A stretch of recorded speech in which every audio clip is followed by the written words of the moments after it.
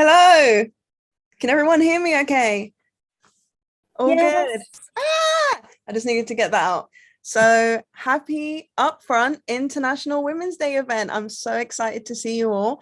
I'm about 10% nervous, but seeing a lot of familiar faces is making me feel calm, making me feel good. Um, so yeah, International Women's Day, it's here. We've been waiting for it. It's a major thing for us at Upfront. To all the people that are new here and new to the community, I want to say hi, I'm Hayley.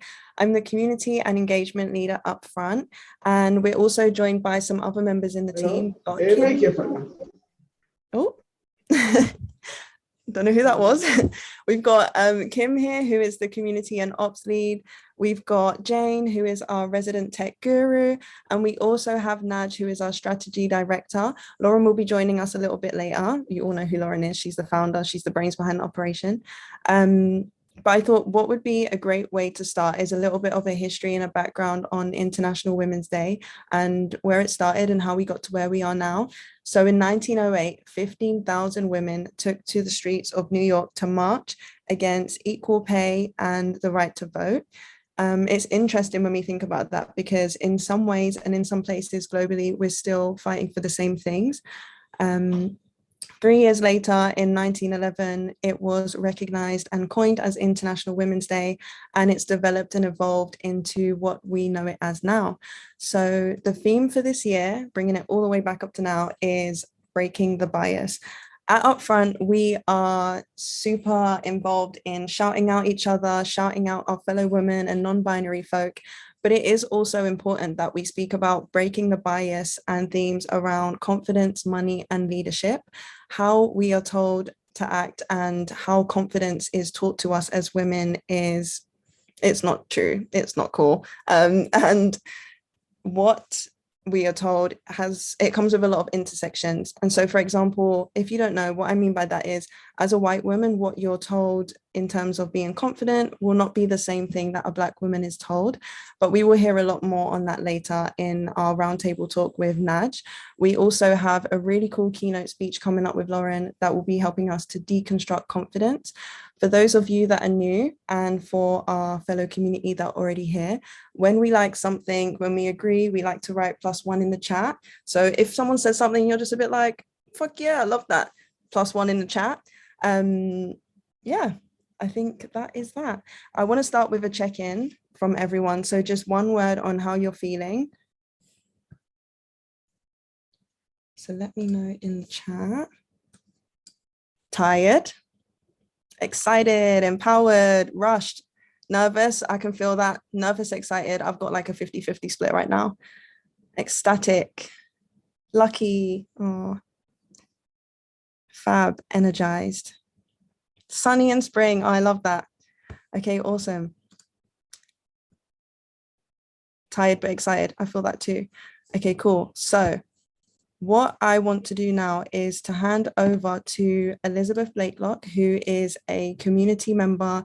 She joined through Bond One, and she'll be reading out a poem from a fellow global bonder and community member, Eddie, that is entitled To Every Woman. So Elizabeth, I'm going to hand over to you. Thank you. To every woman ever told, your mouth is too big, your dreams are too bold, which now I come to think of it, is every she, every her, every you, every me. To every woman ever called witch, bitch, slag, hag, she, her, you, me. We, the ones that make challenging choices, who will not sit down, who do raise our voices, who haven't finished speaking. We're unlearning as women while schooling as girls to be nice, be kind, be socially minded, share, serve, smile, to take lecherousness as a compliment. Be pretty, wear pink, don't say what you think. Wait your turn now, there's a good lass. Because she, her, you, me, we do not sit and stay. We stray over boundaries and borders. We don't follow orders from generals whose armies still value us based on our looks. And while our foremothers' names are not in the history books, we will school ourselves with their stories. She, her, you, me. We think of those who are not free to challenge, to choose, to live in safety, to receive fair treatment from the authorities, to be the authority, to walk out alone at night, to love as they choose, to have say in the laws that govern their bodies, to not have kids, to go to school, to not risk death for breaking rules, to know what it's like not to be scared, to say no, to be seen, to be heard.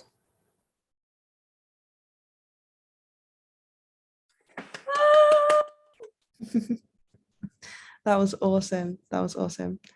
Again, a lot of things going on the screen. I want to thank you for reading that out, Elizabeth. That was really beautiful. And I felt like a lot of it was relatable and it was a good way to set off this call. I want to, before we pass on to Lauren for the keynote speech, get an idea from you all of where you are on deconstructing confidence. What does that mean to you? What are your beliefs right now on confidence? It can be a one-liner, one word. Let me know what you feel and how you feel about confidence in the chat. I deserve to be here.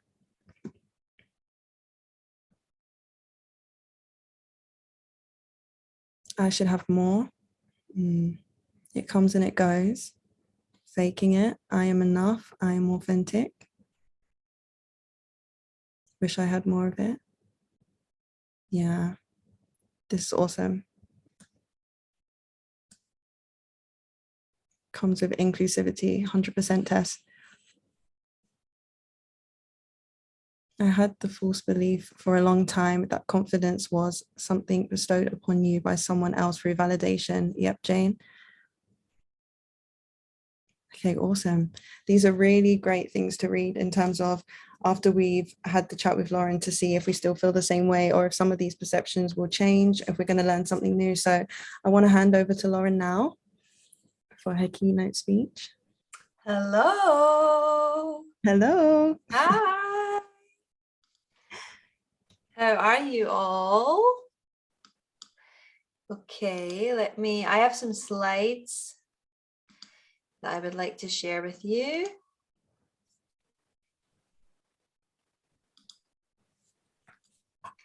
Okay, so you can all see my slides and me? Yes? Wonderful. Well, this is very exciting. 143 people. What?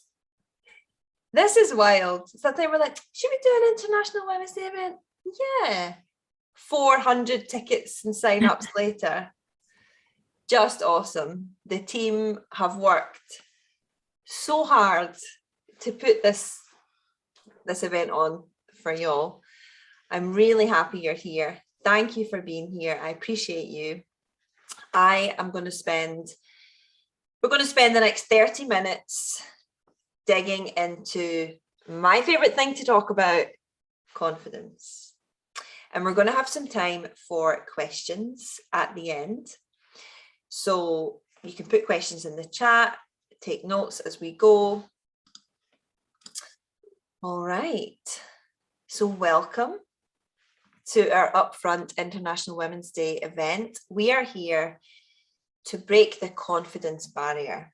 So every year, International Women's Day sets a theme. This year, the theme is Break the Bias, and that's where we have decided to focus our efforts and energy on today.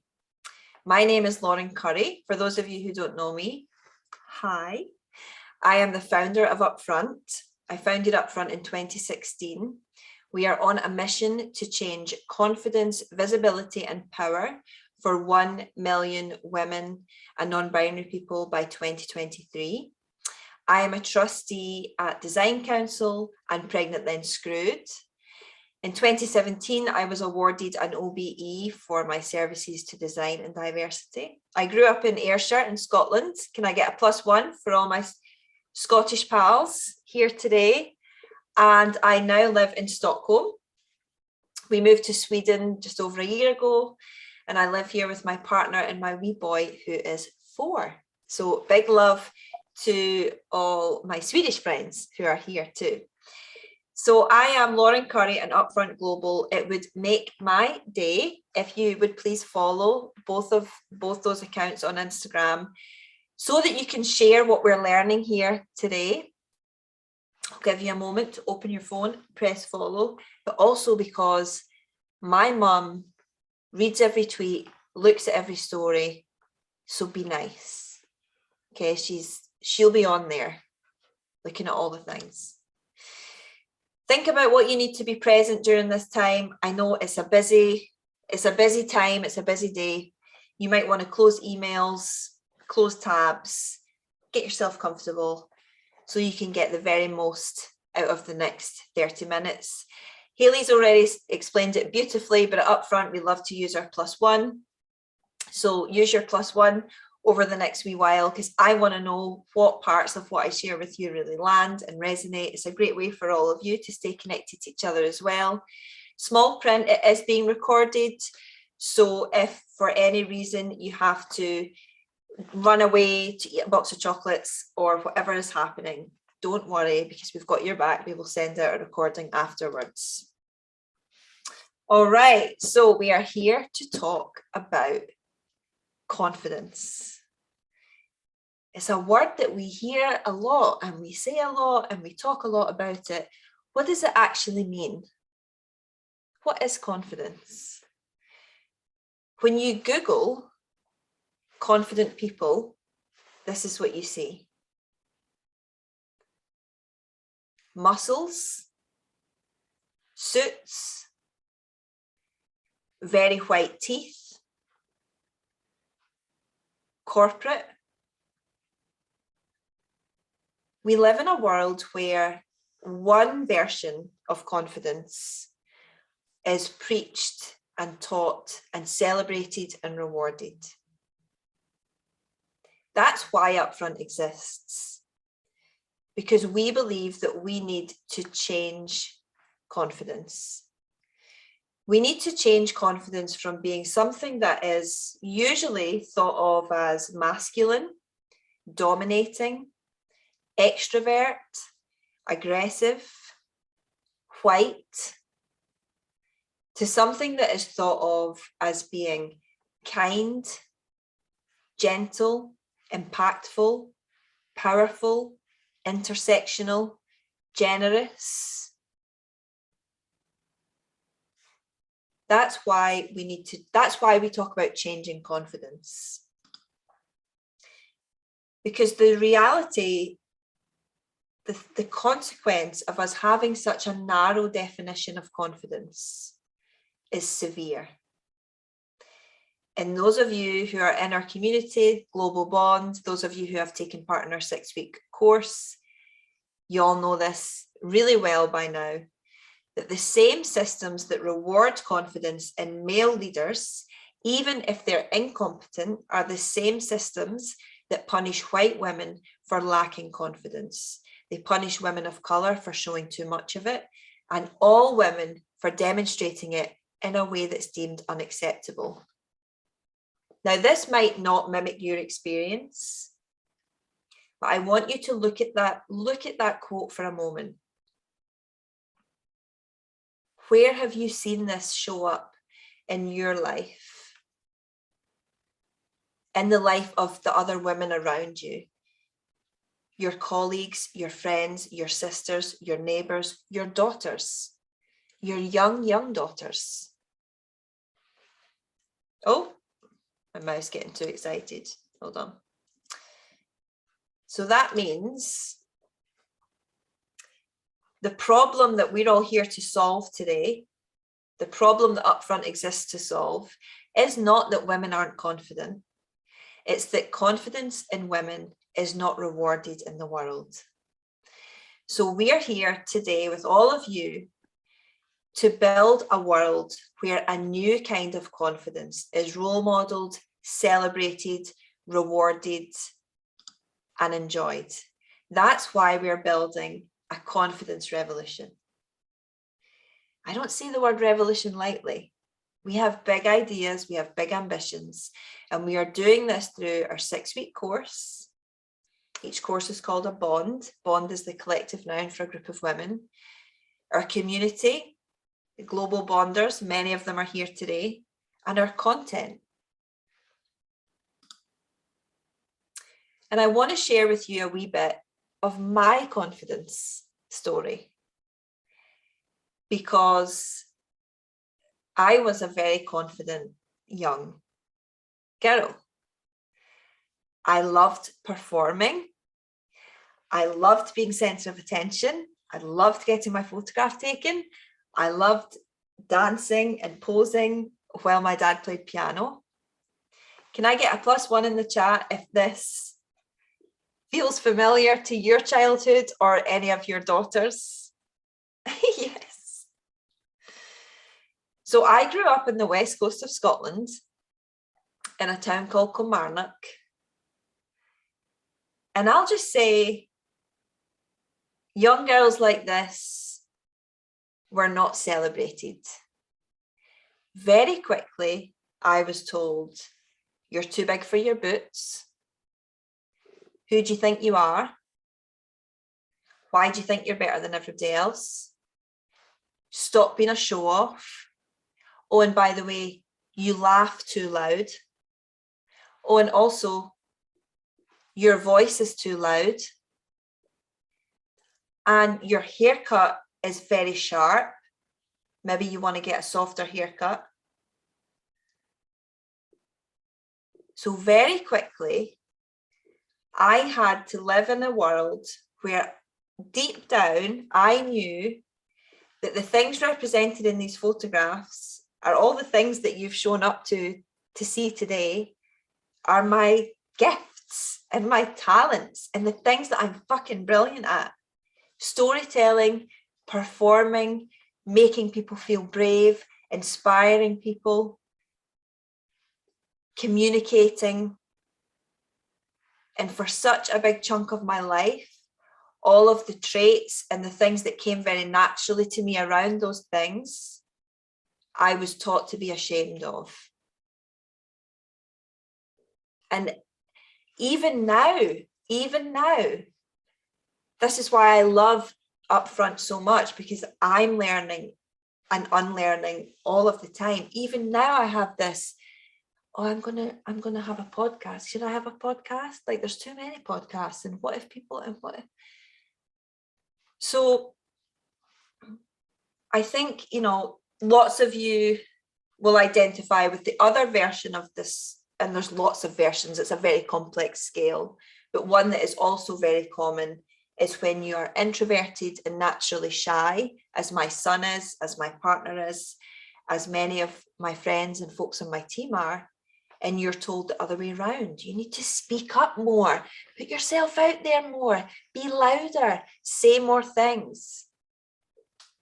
So I hope it's clear just from those two stories that we can't fucking win. We cannot win because we are being set up to fail by these binary ideas. Fast forward a lot of years. This was the day that Upfront was born. This was the day that I realized there's a problem with conference stages. I was so often the only woman on the lineup, taking part in lineups full of white people. And I wanted to try and fix that. So I came up with this idea of Upfront. Let's put a big red sofa on stage so people with stage fright can practice being on the stage, realize it's not that scary. And then there'll be more people, different people, more people that represent our communities and our populations on stages. So this was the idea, and this is where it started. I put it on Facebook.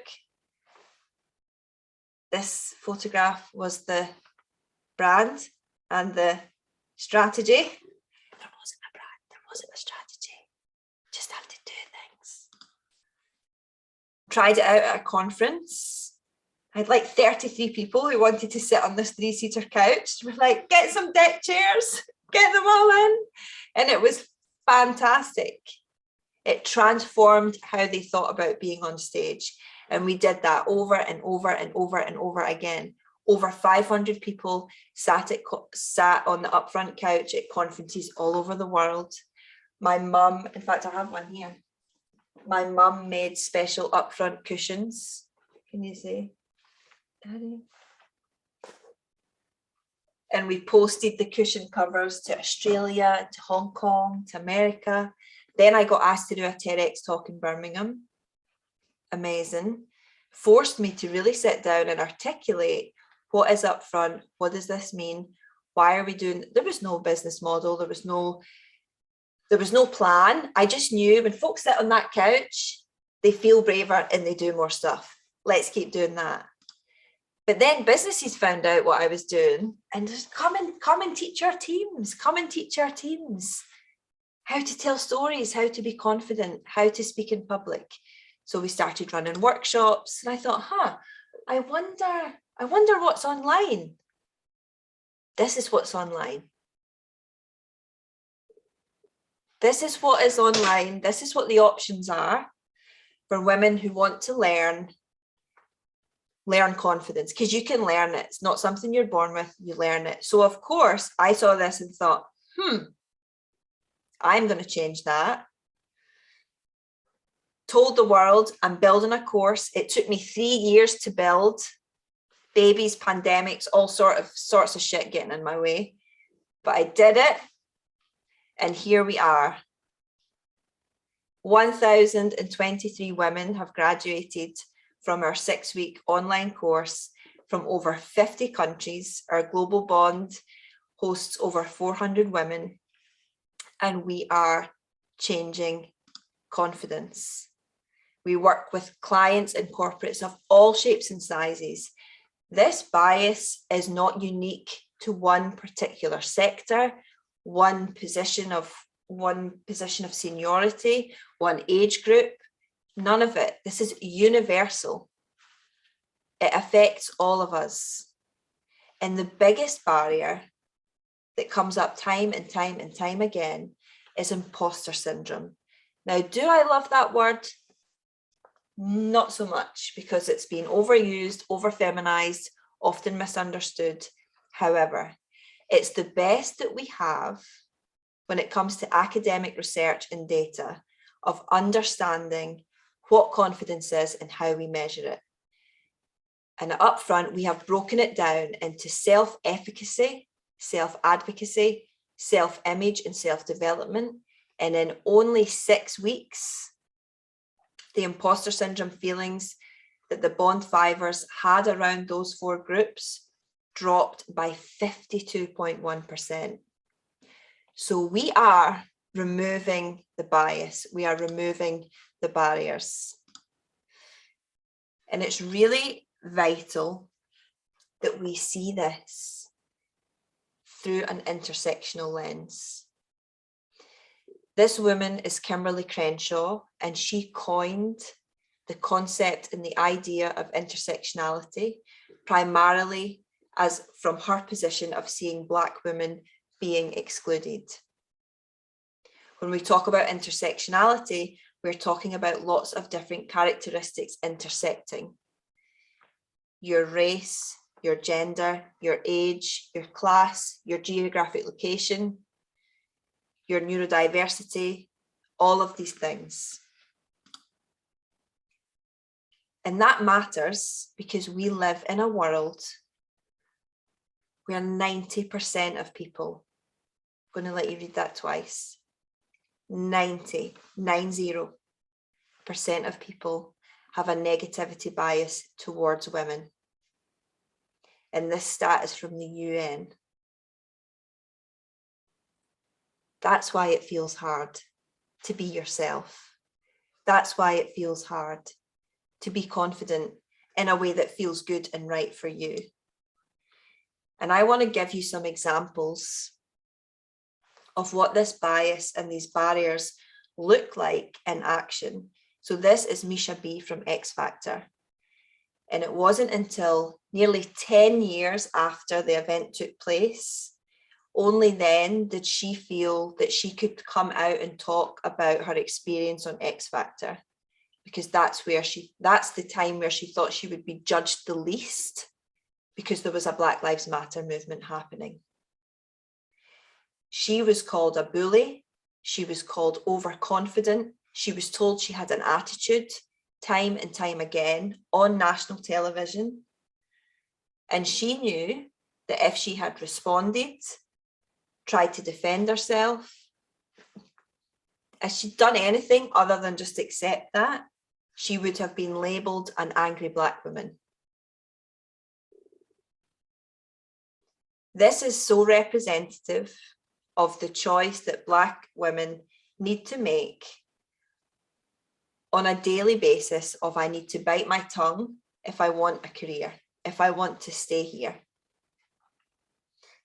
These biases strip Black and brown women of their voice, makes you feel like you just can't have the same level of confidence as your white peer does,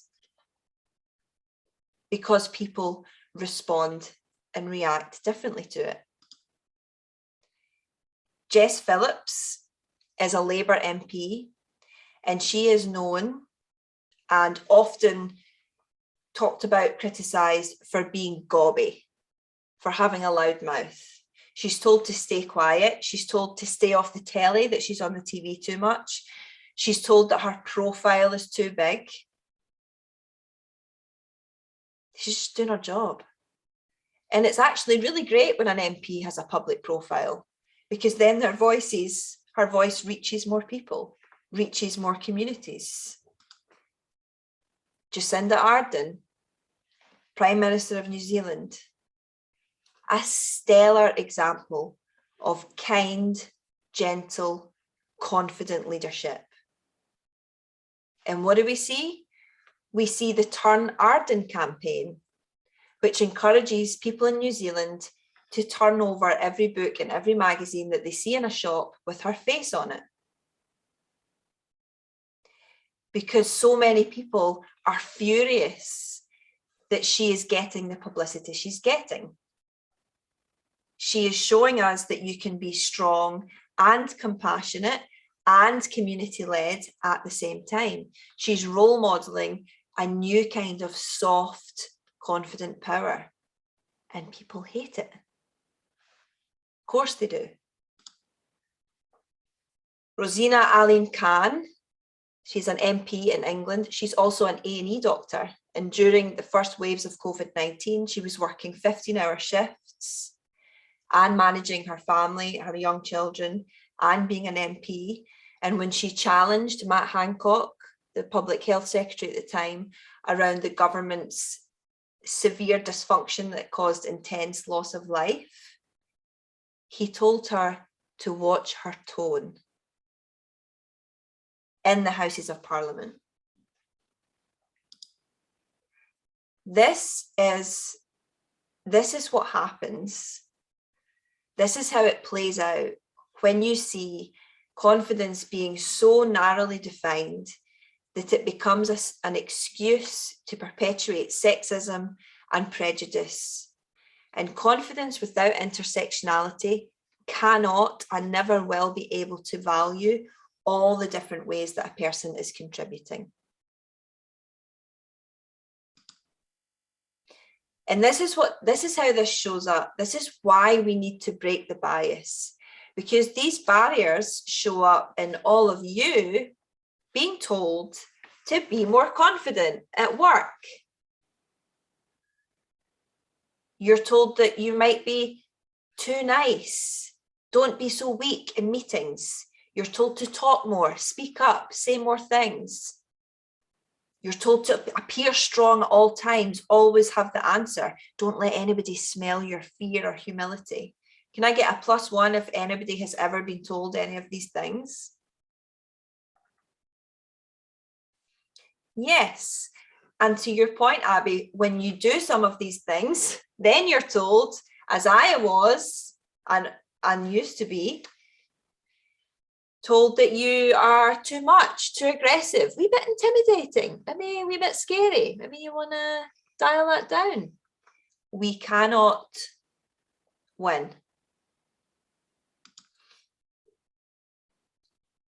And it means that we that we don't support each other, because our view and understanding of confidence has been so narrowly defined that we use that definition against each other.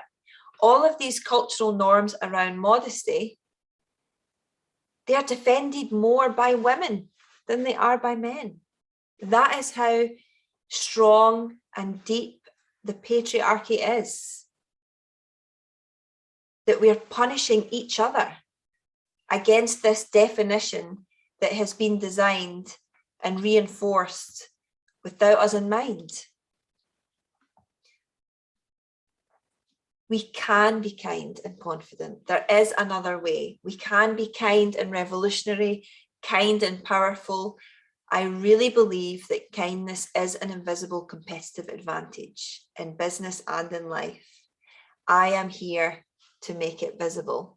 And I bet you are too. Let me know in the chat if you are ready to do this with me. I want to share with you these examples of women who I think are bringing that idea to life. They are walking, living, human examples of a different way. And it's not about emulating men or mimicking masculine behaviors.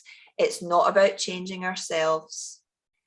It's about being confident on our terms and using that power to create spaces and systems and processes to help other women and non-binary folks do the same. So top left, Arlen Hamilton. Arlen Hamilton is a venture capitalist, and she is doing VC differently. If you have never heard of Arlen, you are in for an incredible treat. Her story is remarkable. She used to be homeless for most of her life. She didn't earn more than $20,000 a year. She's a queer woman. She has set up her own venture capital firm. And yesterday she published an article where somebody for Times magazine said to her, "Where do you think you'll be in 5 years' time, Arlen?" And she said, "I will be one of the richest Black women in America at the same level as Oprah and Beyonce, and I will wear purple tracksuits every day." She is operating in venture capital, which is an extremely male, white dominated industry. And she shows so much gratitude and kindness and thoughtfulness. But she knows her worth. And I am in awe of her confidence and how she operates. Alexandra Ocasio-Cortez. The world is trying to define AOC by her age. They're trying to define AOC by her background, because she used to be a waitress and now she's one of the youngest members of Congress in America. The world is refusing to accept her intersectionality, and she's rejecting this. She is being her full self. She is working class. She is extremely intelligent. She is young, she is extremely powerful, and she is being all of those things despite how uncomfortable it makes so many around the world. Adele is another example. The world is trying to define her by her body and the shape her body is. She operates in an industry where there is a standard way of doing things, and she is rejecting all of it. She disappears for years at a time. She refuses to do any marketing deals.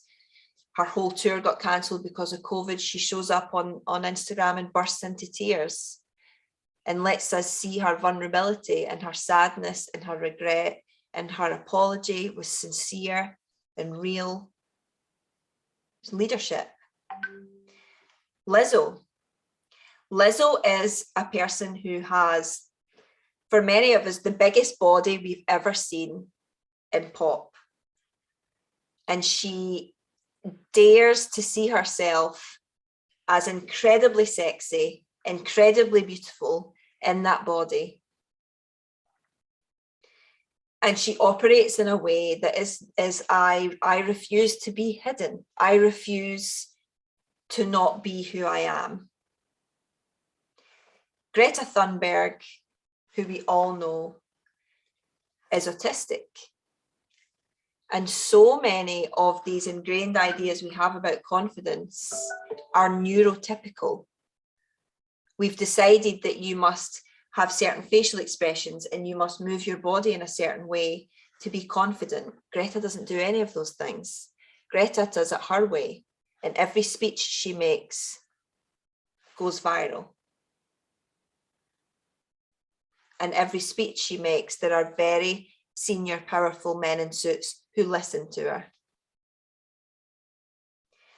Tarana Burke, who's the founder of the Me Too movement, I think is an incredible example of a woman who is refusing to be the hero and is healing and learning in a very open and transparent way, even though she knows there are millions and millions of eyes on her at all times.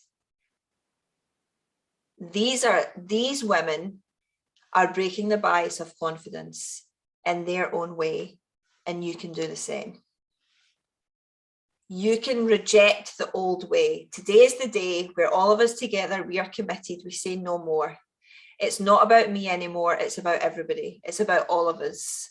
It's not about being grateful to be asked. It's about being grateful and demanding more at the same time. It's not about waiting to be invited. You've got to invite yourself. It's not about waiting to be an expert. You're going to start today from where you are. And we don't share to shine. We share to learn. And this can show up in your relationships, asking for what you need, your career, advocating for people who are not in the professional spaces that you're in, your community, being a gentle, imperfect activist, leadership, redefining the notion of what we've been taught leadership is and what leadership looks like. So this is what I want you to think about today. Where are your confidence barriers? What are those barriers? Now, this is not a quick 6 minute, I figured it out. I want you to think about this. Come back to this. Talk about it with your friends, your partners, on Instagram, where we'll all be later debriefing. So what we're going to do now, in upfront tradition, we're not going to sing, don't worry. I'm going to ask all of you in a moment to turn your mics on, and in unison, we are going to say all together, I am ready to break the confidence barrier. I am ready to break the confidence barrier. Okay, after 3, 1, 2, 3. I am ready to break the confidence barrier. I am ready to break the confidence barrier. I'm ready to break the I'm ready to break the confidence barrier. am ready to break I'm ready to break the confidence I'm ready to break the barrier. confidence I'm ready to break the barrier. confidence barrier. Good work. Look at that. So I hope that that has given you the boost that you need to think about your own confidence barriers. I hope it's helped you think about confidence in new ways. Let me know in the chat what's in your head, what you're thinking about. It would be amiss of me not to mention that the best way to break your bias around confidence and build your confidence in a way that works for you is, of course, to join our Bond 6 course. It starts on the 6th of June, 6 weeks online. Can I get a +1 from all the folks here who have done the course? We've had over 1,000 women have graduated. This course goes really deep into a lot of the things we've talked about today: confidence, visibility, power, influence. And the good news for you is we have a discount code, especially for y'all. Break the bias. You get 10% off. There's the website. Kim's going to It's already there. She's ahead of me. It's all in the chat. I would love to welcome you. Thank you for being on this mission with us. We are determined and so focused on breaking the bias around confidence, changing confidence, not women. Thank you so much for listening. I really hope you've enjoyed today, and I can't wait for what's next. What is next, Hayley?